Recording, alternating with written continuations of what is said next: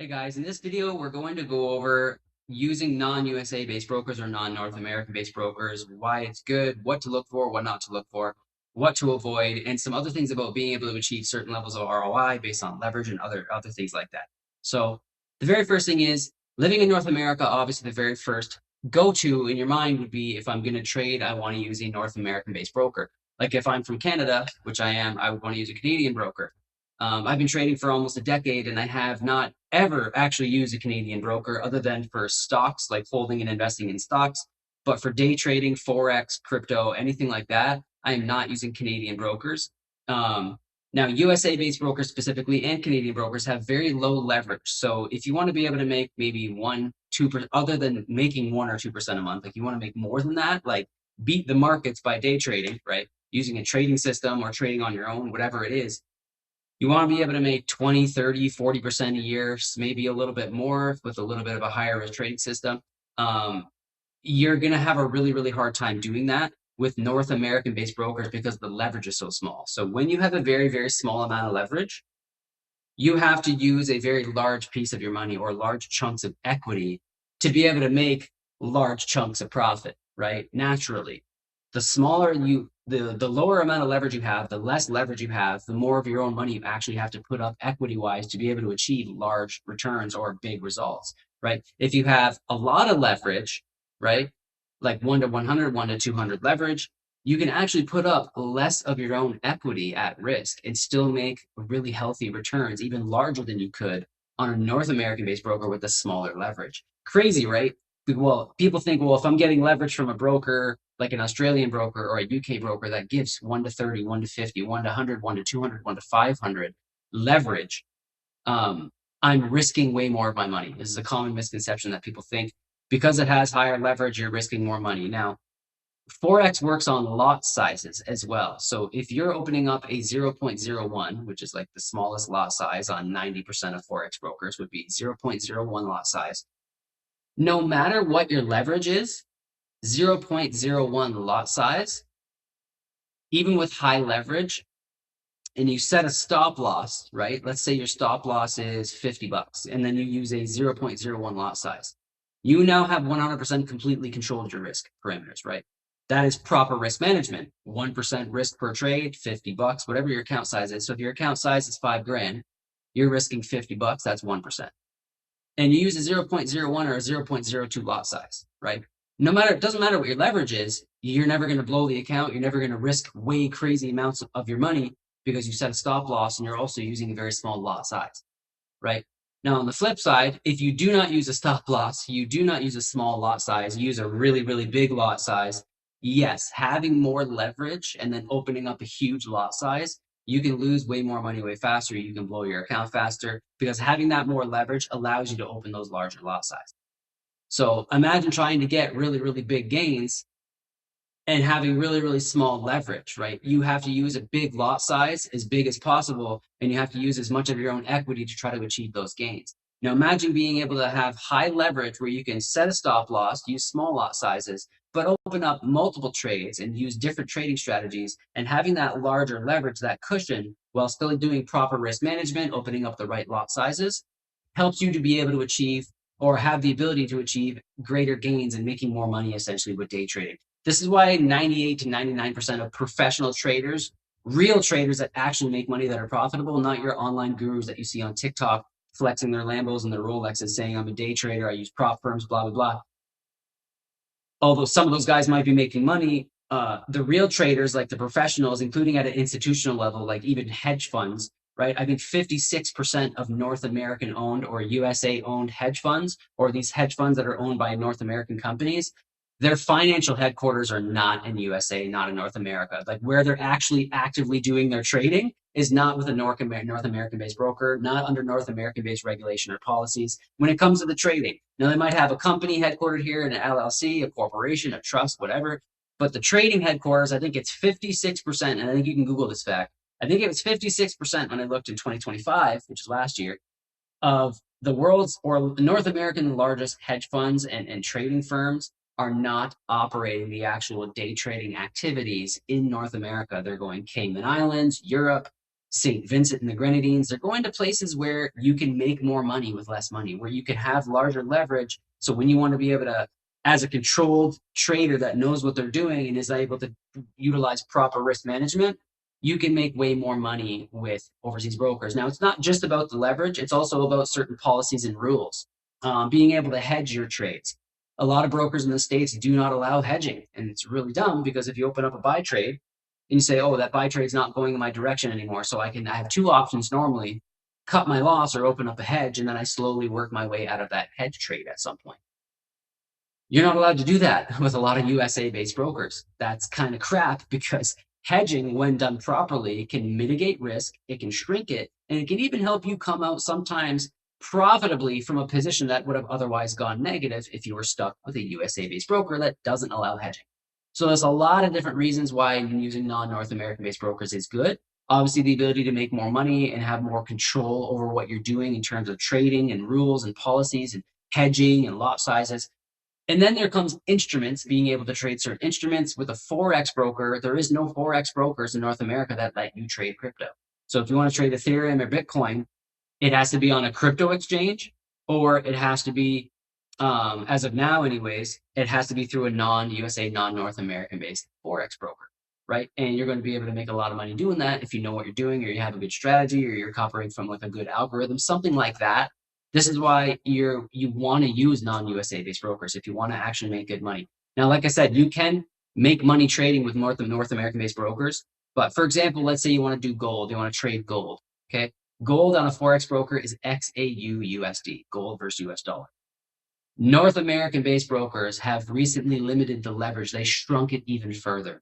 It used to be like 1 to 20 or 1 to 22. Now it's 1 to 16 is the max available leverage for North American or USA based brokers for those individuals who want to trade gold. You're getting really, really close to 1 to 1 at this point, right? Going from 1 to 500 to 1 to 200 to 1 to 50, 1 to 30 leverage, now 1 to 16. You're getting really close to having zero leverage at all. And if you want to make 50% in a year trading gold, you're going to be risking some pretty hefty chunks of your own money every trade if you want to have good gains like that. Now, if you have leverage, you can use lot sizes, you can control your risk, and using that leverage, you can actually make more money while, again, risking less. And another huge benefit is not just leverage, not just rules, but being able to trade certain instruments as well with good leverage. Now, non-USA based brokers, obviously, a lot of them are going to be crap. Unlicensed broker is going to be step one.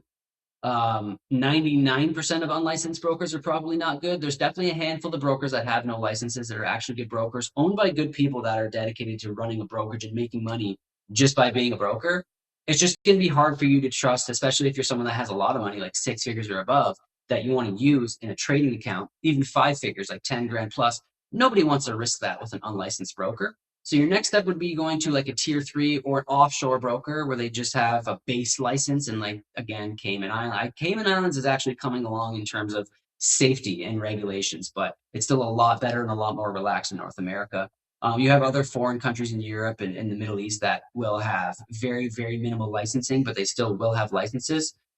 The next best is going to be a tier 2 license. Now, tier 2 is where you're actually looking at some government oversight. You're looking at levels of protection that unlicensed brokers will not and cannot offer you.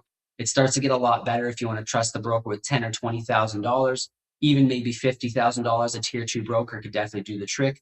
If you, through word of mouth, know other people that use a broker that has a tier 2 license, and they've had no bad experiences with them, they've been using them for years, and maybe they have $100,000 plus in that broker, then, I mean, a tier 2 broker that is accepting of clients and you know other people that use the broker for years with no issue, I personally would probably put $50,000 to $100,000 in a broker if they were tier 2, and I knew other people that used it with the same amount of money that have been using them for years with no issues. I would have no problem doing that, especially if the leverage and the trading conditions are going to be favorable for me to make money trading.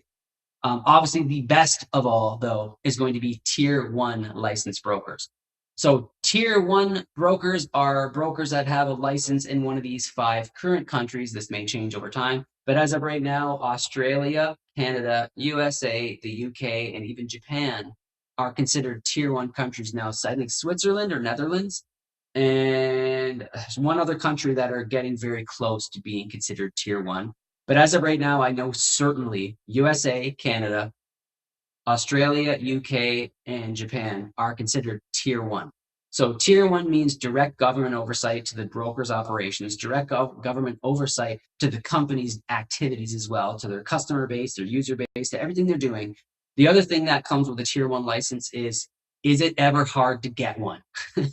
It is so hard to get a tier one license as a broker. This is normally what these countries will make someone do if they want to get a license in one of those countries as a financial company, like a Forex broker. You would need to have $1 to $2 million USD provable net assets. You will also need to have 3 to 5 years provable experience, provable on paper in the financial industry or finance space, banking, hedge funds, previous brokerage ownership, something that proves you are legit and in business to be in business, not in business to be unscrupulous. It's really hard to get a tier one license. And then the amount of compliance crap you have to go through can take upwards of a year before you even get a tier one license handed to you by one of those 5 countries or governing bodies. Now, if you use a broker that has a tier one license and you're a trader that's from a different country, you might not get put under your tier one structure. But in my opinion, and after trading for 10 years and having a very in-depth knowledge on the trading space, Forex brokers, regulation, governing bodies, all this stuff that we're talking about in this video, just the fact that the broker has a tier one license alone, it shows you ownership is serious, right? They went through the process to get themselves a tier one license, even if you're not going to get put under it. Let's say they have, like, there's a broker called ATFX. They have like 3 tier one licenses, but then they also have like 4 or 5 other tier two licenses and 1 offshore license. If you go to use that broker and you're not able to qualify based on your location or how much money you're going to put in your brokerage account, you might not qualify to get put directly under that tier one license. To me, doesn't matter because I'm still working with that very highly reputable company and I'm still going to be able to trade under favorable trading conditions. I actually would prefer to work under a division of that brokerage where I have better leverage and better trading rules. So if UK all of a sudden says no more hedging, I don't want to be under your tier one UK license anymore. I appreciate that you have one. I like that, but put me under your St. Vincent or your Cayman Islands or any of your other tier two locations where I can have bigger leverage and I am allowed to hedge. So these are very, very important takeaways for people to understand about Forex brokers. And obviously with a financial company, like the Bank of America is the analogy I use most of the time. Bank of America has probably one of the worst Trustpilot ratings in the world for banks, 1.3 stars out of 5. They are the second biggest bank in the USA, extremely reputable. When you talk to people that use them in person, I've never personally met somebody that's actually had bad things to say about the Bank of America. I'm sure there's people that have. You might know someone that does. But are they stealing money from you? Are they freezing your account for no reason? Are they doing unscrupulous, sketchy stuff and actually scamming people? If they were scamming people on a large scale, they'd be getting shut down, right? So you go to Trustpilot or Google and you look up reviews for the Bank of America. Why is it 1.3 stars out of 5? There's a lot of people that have a lot of bad things to say about the Bank of America online. But then you go talk to people in person. You're like, hey, I just moved to the States. I'm looking to open up a bank account. They go, yeah, Chase, Wells Fargo, or Bank of America. And you're like, okay, cool. You use those? And people say, yeah, I use Bank of America. I have for 25 years. I've never had an issue. The customer service is great. I have a mutual fund there. Everything's awesome. So this is the type of it being a financial company, Forex broker, similar to a bank, but not the same. But because they're both in a finance space, you're going to have a much easier time getting word of mouth and getting reviews on these companies or getting referrals to use these brokerages based on word of mouth, not online reviews. So you always have to take online reviews with a grain of salt. It's not an Amazon product. If you have an Amazon product that's, edible, like a food product, and it has 1 stars out of 5, and 90% of the reviews say it tastes like crap, there's a pretty good chance that product sucks and tastes like crap, right? If it has 4.8 out of 5 stars and it's an Amazon product and it's food, and 98% of those things say it tastes friggin' good, there's a really high likelihood you're going to like the product and that you're going to like the way it tastes. With a finance company, it's not as simple and cut and dry as it tastes good or it does not taste good.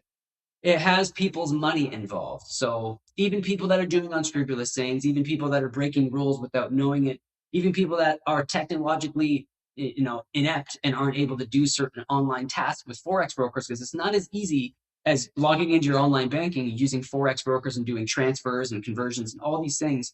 It's a bit more difficult to use a Forex broker. So there's definitely a lot of reasons why someone could, find a reason to go complain about a Forex broker online. So another thing is there's a broker like Ox Securities. They have a tier 1 license in Australia. They got a tier 2 license in St. Vincent. They've been around for like 15 years. They're an A-book broker, which means they segregate funds and they put a lot of their customer funds with the big banks, HSBC, Citigroup, Barclays Bank. A lot of Forex brokers will use these really large banks for liquidity providers because they don't have hundreds of millions or billions of dollars themselves. So instead of holding the money, holding the customer money, they use the banks, and the banks are actually the one that have the customer money in liquidity pools. That's actually another thing to look for, which is Forex brokers that will segregate funds and are considered an A book broker, not a B book broker. And we can get into that in another video. But these are all super important things for you to know about Forex brokers, why or why not North American or USA-based brokers. Let me know in the comments what you think about North American-based brokers versus Australian brokers, UK brokers. Having more leverage versus not having it, it's obviously, in my opinion, better to have it, but what do you think? Being able to hedge your trades and not being able to hedge your trades, if you have any experience trading and you're good enough to be able to hedge your trades and then get out of that hedge trade profitably or unscathed, you probably would agree that being able to hedge your trades is critical to, especially trading strategies where you're opening up more than one trade at a time on multiple instruments. It's very important to be able to hedge. Now, the one thing to consider when it comes to, okay, if I can use non-USA based brokers and they are as safe as they're going to get, especially if they have at least one tier 1 license, that means they're a good company, they're reputable, they're only in business to make money by being a broker, right? They're not in business to scam people. That's not to say it can't happen. That's not to say that Silicon Valley Bank and then the FTX cryptocurrency exchange, that scandal that happened a couple of years ago, where this FTX crypto brokerage, which was a North American, by the way, USA-based company owned by a USA citizen, tied to a USA bank,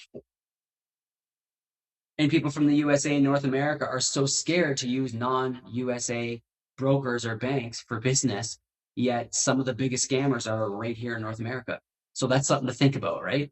But that's not to say that could never happen, no matter the brokerage, no matter the bank, no matter the company. Obviously, that there's no way to guarantee that your funds will be safe from a broker becoming insolvent or one day doing fraud. Right? There's no way to avoid that. But this video is to help guide you and to give you enough knowledge so that way you can navigate your way through the different bits of information you're going to get online, all the misconceptions and the conspiracies and the this and that and the risk. It all boils down to, if you're using a Forex broker, the best brokers are going to have a tier 1 license. Doesn't mean you have to be under that tier 1 license, but it's very good if they have one. They segregate funds. They don't hold the funds themselves. They're an A-book broker. They're using big banks for liquidity providers. They're not holding the money themselves.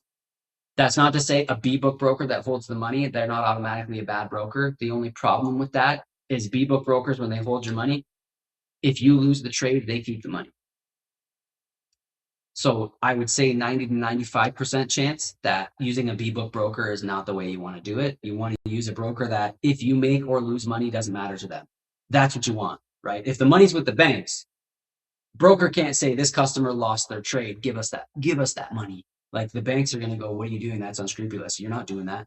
So that's why you want to use A-book brokers that segregate funds with big banks. So that way, unlike a B-book broker, if you lose a trade, the broker keeps the money. That technically means they have a small incentivization for most of their traders to lose money. Now, more than 90% of day traders that are new, I would say not just new traders, but there's so many new traders all the time. New people that are trying to day trade on their own and they're losing money constantly. I would say less than 10% of the traders in the world are profitable, and I think that's being conservative. These brokers are already making crazy money with you, whether you're making or losing money. These brokers are already making a lot of money. The brokers that are B-book, they already make money off of the fact that the majority of traders are losing traders. So again, that doesn't mean every B-book broker is going to be bad. They might already be making so much money, they don't have to do anything unscrupulous. But that's a risk you have to take if you use a B-book broker. If the broker is the one that keeps and holds the money, you're technically taking a little bit of an extra risk versus using a broker that is a tier 1 license. They're A-book. They're 5 to 10 plus years old and already have a good reputation. And they segregate funds with banks and liquidity providers. That way they have no incentivization for you to lose money. They make money off $7 every time you trade, or $10 per lot, or $15 a lot, or $6 a lot, or spreads and markups. The difference between when you buy it and you enter in at a little bit of a negative, you're always going to get a bit of slippage and spreads, stuff we can go in other videos. But brokers make a lot of money just on the trading level. A-book brokers, millions and millions and millions of dollars that they have a lot of customers doing a lot of active trading. So what do they need to, if you lose a trade, they get to keep the money. What do they need to do that for? B-book brokers, that incentivization is there. A-book brokers, it is not, right? So those are, I would consider some of the most important things for you to know as rather a new trader, someone to look to use a trading system. What type of broker should I use? These are the key takeaways for you. I hope this video has helped you. Any questions you have, drop them in the comments.